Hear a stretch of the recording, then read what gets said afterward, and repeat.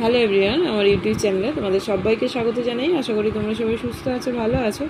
চর্যাপদের আগে একটা ভিডিও করেছিলাম, এটা চর্যাপদের সেকেন্ড ভিডিও করছি আমি তোমাদের সাথে। ভিডিওটা স্কিপ না করে দেখতে থাকো। এত অবধি আমি তোমাদের সাথে আলোচনা করেছিলাম, এর মূল বিষয়বস্তুটা আমি বলে দিয়েছিলাম। আজকে আরেকটু আলোচনা করতে চলেছি যাতে তোমাদের কোনো রকম কোনো কনফিউশন না থাকে। আর তোমাদের যেহেতু এবারে এমসিকিউ টাইপ কোশ্চেন আসবে, সেহেতু আমি সেইভাবে বলে দিচ্ছি যাতে তোমাদের এমসিকিউতেও অনেকটা হেল্প হয়। তো দেখো, আমরা এখানে আমরা পড়েই ছিলাম। এখানে একটুখানি বলে দিই যে আমি বলেছিলাম যে আগেরবারে যে চর্যাপদের মোট কবি বা পদকর্তার সংখ্যা কিন্তু 24। তারপরে দেখবে এখানে এই যে যাদের মধ্যে এই যে এখানটা একটুখানি দেখো, এই যে কান্নপাদের সর্বাধিক 12টি, এগুলো লেখা ছিল তোমাদের। ভুসুকুপাদের 8টি, সরহপাদের 4টি, কুক্কুরিপাদের 3টি, লুইপাদ, শান্তিপাদ, শবরপাদের 2টি, ডম্বিপাদ, চাটিলপাদ, দারিকপাদ, ধামপাদ প্রমুখের একটি করে পদ রচনা আছে। এক্ষেত্রে আমি একটা কথা বলতে চাই যে চর্যাপদে একজন কবির নাম আমরা পাই, তার নাম হচ্ছে লারি ডম্পিপা। তো 11 নম্বর আর 12 নম্বর যে পদ পাওয়া গিয়েছিল, সেই পদ দুটোর মাঝখানে কিন্তু তার নাম পাওয়া যায়। এবার দেখো, এনার নাম চর্যাপদে পাওয়া গেলেও এনার কিন্তু কোনো পদ চর্যাপদে পাওয়া যায়নি। যেহেতু তার নাম পাওয়া যায়নি, সেই জন্য ডক্টর মোহাম্মদ শহীদুল্লাহ তাকে এই যে হিসাব, যে মানে চর্যাপদের পদ বা পদকর্তা, এই হিসাব থেকে কিন্তু তিনি বাদ দেন। সেই হিসাব মতো চর্যাপদের পদ হলো তার মধ্যে 50টি, পদকর্তা বা কবি হলেন 23 জন। কিন্তু এখানে দেখো, আমরা এখানে দেখতে পেয়েছি যে 24 জন। কিন্তু ডক্টর সুকুমার সেন বলেন যেহেতু তার নাম চর্যাপদে পাওয়া যায়, তার যে পদ, যেহেতু তার নাম তো এমনি এমনি আসবে না, তার পদ হয়তো ছিল কিন্তু কোনো কারণবশত সেটা হয়তো আমাদের কাছে পৌঁছাতে পারেনি।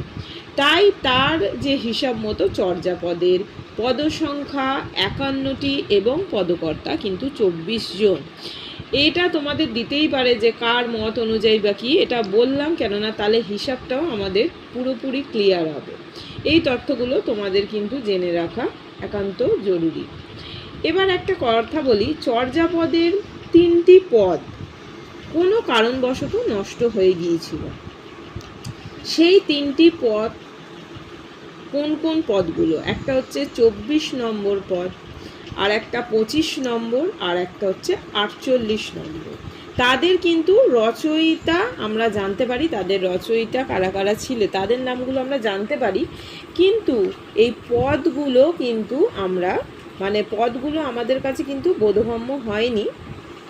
সে যে কোনো কারণবশতই হোক, সেটার কিন্তু পাঠোদ্ধার সম্ভব হয়নি। অনেকে বলেন যে এই পদগুলো পাওয়া যায়নি। এই পদগুলো পাওয়া যায়নি তা না, এটা কোনো কারণবশত বা কিছু আমাদের এটা পাঠোদ্ধার কিন্তু সম্ভব হয়নি, আমাদের কাছে এটা পৌঁছায়নি।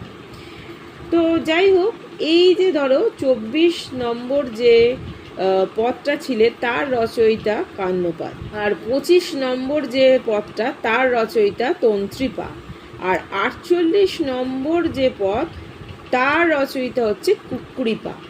তোমাদের যদি কোয়েশ্চেন করা হয় যে চর্যাপদের একমাত্র মহিলা কবির নাম কি, আমাদের কিন্তু যদি বলা হয় যে চর্যাপদের একমাত্র মহিলা কবির নাম কি, তাহলে কিন্তু এই যে কুক্কুরিপাদ কিন্তু আমাদের চর্যাপদের একমাত্র মহিলা কবি। 23 নম্বর যে পদ, তার কিন্তু আবার প্রথম 6 লাইন পাওয়া গেছে, শেষের 4 লাইন কিন্তু পাওয়া যায়নি। যেটা রচনা করেছিল, এই দেখো এখানে তোমরা নামটা পাবে, ভুসুকুপাদ। তো এই তথ্যগুলো তোমাদের জানা জরুরি বলে আমি জানালাম। আরও কিছু আমি বলবো, তার আগে একটুখানি বলে দিই, চর্যাপদের প্রত্যেকটি পদে কিন্তু 10টা করে লাইন থাকে।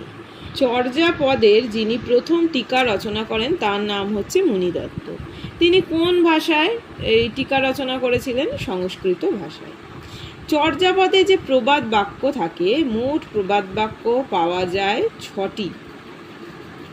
আর তোমাদেরকে তো বললাম যে কবির নাম পাওয়া গিয়েছিল, একজন কবির নাম পাওয়া যায় যেটা হচ্ছে লারিডোমপিপা। এবার যদি কোশ্চেন করা হয় কোন কোন পদের মাঝখানে বা কোথায় তার নাম পাওয়া যায়, তাহলে 11 নম্বর আর 12 নম্বর পদের মাঝখানে কিন্তু এই লারিডোমপিপা আর নাম কিন্তু পাওয়া যায়। দেখো চর্যাপদে প্রচলিত বইতে আমরা কিন্তু এখানে 51টি আমরা কিন্তু পদ পাই না, এখানে 46.5টি পদ পাই।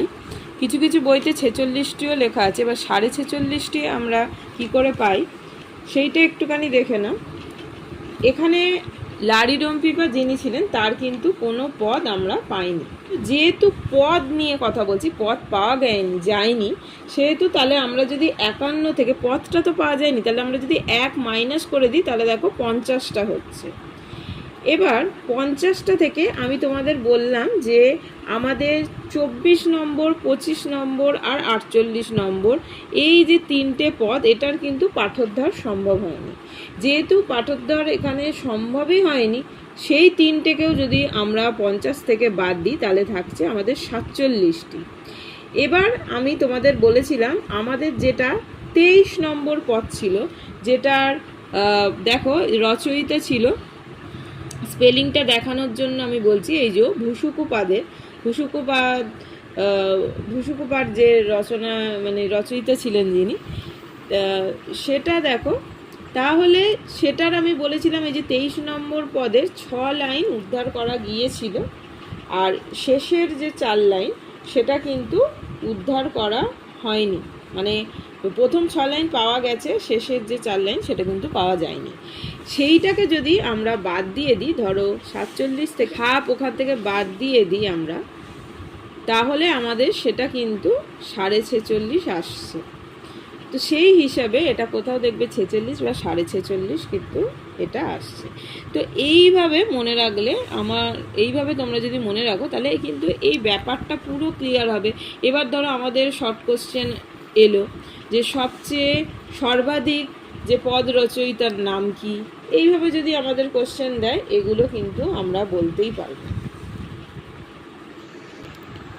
তো আজকে আমি এত অবধি আলোচনা করলাম। নেক্সট ভিডিওতে আমি তোমাদের সাথে চর্যাপদের কাব্যমূল্য আর দার্শনিকতা, চর্যাপদের এই যে দার্শনিকতা ও ধর্মমত যেটা আছে সেটাকে নিয়ে আলোচনা করব। তো ভিডিওটা ভালো লাগলে অবশ্যই কমেন্ট করে জানিও যে কীরকম লাগলো। তো থ্যাঙ্কস ফর ওয়াচিং, টাটা।